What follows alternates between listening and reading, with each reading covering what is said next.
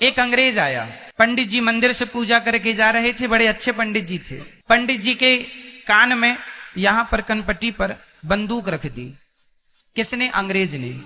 और अंग्रेज पंडित जी का किडनैप कर लिया। चलो पंडित जी को ले गया।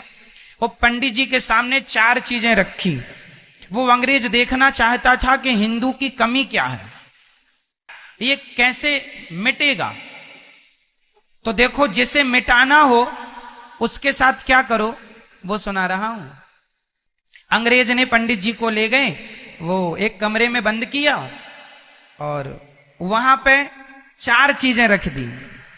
पंडित जी के सामने मांस रखा, मांस, अंडा, मुर्गी। कहा, पंडित जी खाओ वरना गोली मार दूंगा। पंडित जी बोले, अंग्रेज भैया, हम ठहरे ब्राह्मण, तुम हमें देखो गोली मार दो मर जाएंगे, गोली मार दो मर जाएंगे, अच्छा है, पर कम से कम जीते जी धर्म तो ना बिगड़वाओ।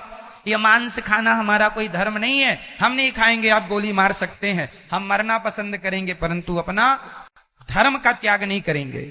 अंग्रेज ने मन में सोचा, पंडित पक्का है, ये मरने को तैयार है पर मांस खाने को तैयार नहीं है।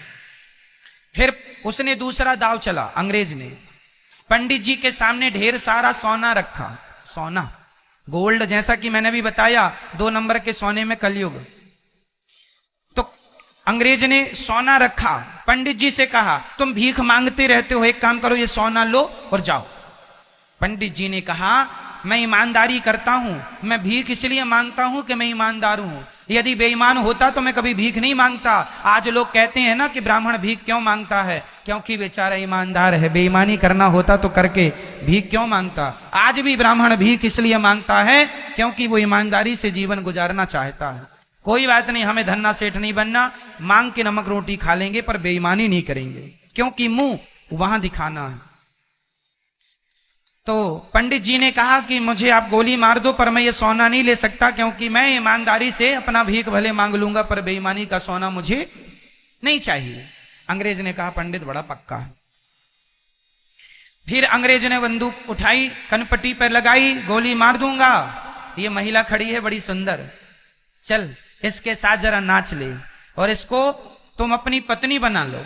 पंडित जी बोले, राम राम राम राम, हम ब्राह्मण आदमी, ये पराई नारी तो हमारी माँ है, बहन है और बेटी है, इसके अतिरिक्त हमारा इससे कोई संबंध नहीं हो सकता। या तो माँ का रिश्ता कर लूंगा, या तो बहन का रिश्ता कर लूंगा, या बेटी का रिश्ता कर लूंगा, वरना मैं पराई नारी को टच नहीं करता। मार दो भैया गोली, मर जाऊंगा, पर मैं ऐसा नहीं कि चरित्र गवा के मैं जिंदा रहूं। किसके लिए जिंदा रहूंगा, चरित्र ही नष्ट हो गया। मैं नहीं जानता कि आप कैसे आदमी हैं, लेकिन आप खुद जानते हैं कि आप कैसे आदमी हैं। इसलिए जब अपने से नजरें कभी मिलाने का मौका मिले तो आप अपने से भी नजरें मिला सकें, आप अपने को भी उत्तर दे सकें, अपने कैरेक्टर को, अपने चरित्र को इतना श्रेष्ठ बनाना कि आप अपनी आंखों से भी अपनी आंखें मिला सकें, आपको अपने आप से झूठ ना बोलना पड़े। जमाने से तो आप बोल ही देंगे, अपने आप से कैसे बोलेंगे। चरित्र इतना उज्जवल हो आपका कि आप अपने आप को भी धोखा ना दें। पंडित जी बोले, गोली मार दो, मैं मर जाऊंगा, पर पराई नारी नहीं। अंग्रेज बोला, पंडित बड़ा पक्का है। अब आखिरी ऑप्शन बचा था, शराब। अंग्रेज ने कनपट्टी पे बंदूक रखी, बोले, अच्छा एक काम करो, शराब पी लो, हम तुम्हें छोड़ देंगे। पंडित जी ने कभी शराब नहीं पी थी, पर उन्होंने भी आपकी तरह सोच लिया। जैसे आप सोचते हैं ना, अरे शराब पानी ही तो है, लिक्विड ही तो है। तो पंडित जी ने भी सोचा कि शराब पानी ही तो है, पिएंगे निकल जाएगी, जान बची तो लाखों पाए। कहा, अच्छा ठीक है, मैं शराब पी लेता हूं। शराब में उनको जरा जिंदगी का लालच आ गया कि शराब पानी है, पी लेंगे। तो पंडित जी ने शराब पी ली। पी तो ली, इंसान शराब को एक बार ही पीता है, उसके बाद फिर आप शराब को नहीं पीते, शराब आपको पीना स्टार्ट कर देती है, शराब फिर आपको पी जाती है, आप शराब को नहीं पीते। पंडित जी ने शराब पी ली और जब शराब का नशा चढ़ा तो उस नशे में पंडित जी ने वहां जो महिला खड़ी थी ना सुंदर, उसको छेड़ने लगे। अभी मना कर रहे थे, ये मेरी माँ है, बहन है, बेटी है, छेड़ने लगे। गलती पंडित जी की नहीं थी उनकी।